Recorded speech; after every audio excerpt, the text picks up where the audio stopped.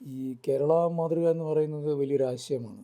അത് യഥാർത്ഥത്തിൽ ആരും ബോധപൂർവം സൃഷ്ടിച്ച ഒന്നല്ല ഈ കേരള മാതൃക എന്ന് പറയുന്നത്.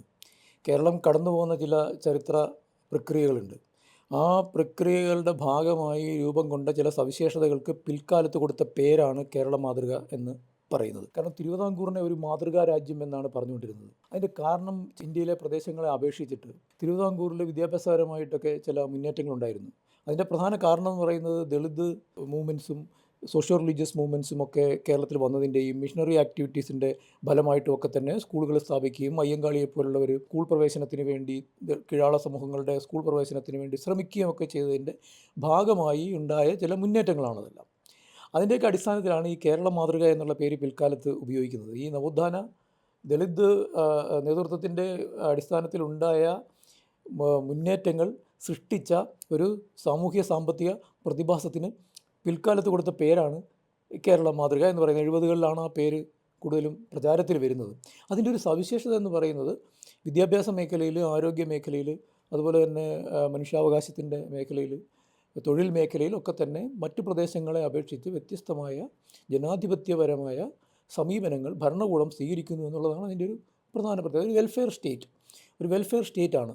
അത്തരം ഒരു വലിയ വെൽഫെയർ സ്റ്റേറ്റിനെ തീറ്റിപ്പോറ്റാനുള്ള വരുമാനം കേരളത്തിലില്ലെങ്കിൽ പോലും കേരളം ആ ഒരു ഘട്ടത്തിലേക്ക് എത്തിച്ചേർന്നു ചരിത്രപരമായിട്ട് എന്നതാണ് അതിനെ വ്യത്യസ്തമാക്കിയത്. അപ്പോൾ ആ കാലത്ത് തന്നെ ഇതിൽ നിന്ന് ഒഴിവാക്കപ്പെട്ടവരെക്കുറിച്ചുള്ള ചർച്ചകളുണ്ടായിരുന്നു. ആദിവാസികൾ ഒഴിവാക്കപ്പെട്ടു, മത്സ്യമേഖലയിലുള്ള ആളുകൾ ഒഴിവാക്കപ്പെട്ടു, ദളിത് ഒഴിവാക്കപ്പെട്ടു എന്ന് പറഞ്ഞാൽ ബോധപൂർവ്വം ഒഴിവാക്കി എന്നുള്ള അർത്ഥത്തിലല്ല. ഈ പ്രക്രിയ അവരെ പൂർണ്ണമായിട്ട് ഉൾക്കൊള്ളുന്ന തരത്തിലുള്ള ഒന്നായിരുന്നില്ല. അവർ ഔട്ട്ലയേഴ്സായിട്ട് മാറുകയായിരുന്നു.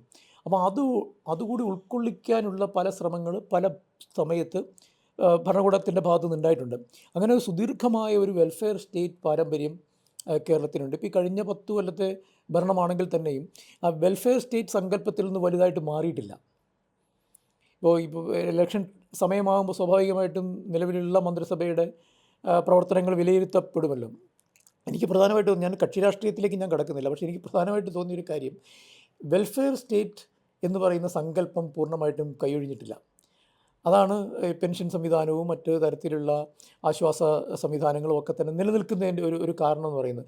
ഏത് ഒരു തിരഞ്ഞെടുപ്പിലേക്ക് പോകുമ്പോൾ കേരള മാതൃകയെ പറ്റിയുള്ള ഒരു ചർച്ച എന്ന് പറയുന്നത് സ്വാഭാവികമായിട്ടും കേരള മാതൃകയുടെ അടിസ്ഥാനപരമായിട്ടുള്ള ചില സവിശേഷതകൾ അത് വികസിപ്പിക്കുകയും നിലനിർത്തുകയും വികസിപ്പിക്കുകയും ചെയ്യുന്ന ഭരണകൂടങ്ങളാണ് യഥാർത്ഥത്തിൽ കേരളത്തിൽ വരേണ്ടത് എന്നുള്ളതാണ്. അതിന് വേറെ തരത്തിലുള്ള മാനദണ്ഡങ്ങൾ ഉപയോഗിക്കേണ്ട കാര്യമില്ല. അതാണ് ഏറ്റവും പ്രധാനപ്പെട്ട ഒരു മാനദണ്ഡം.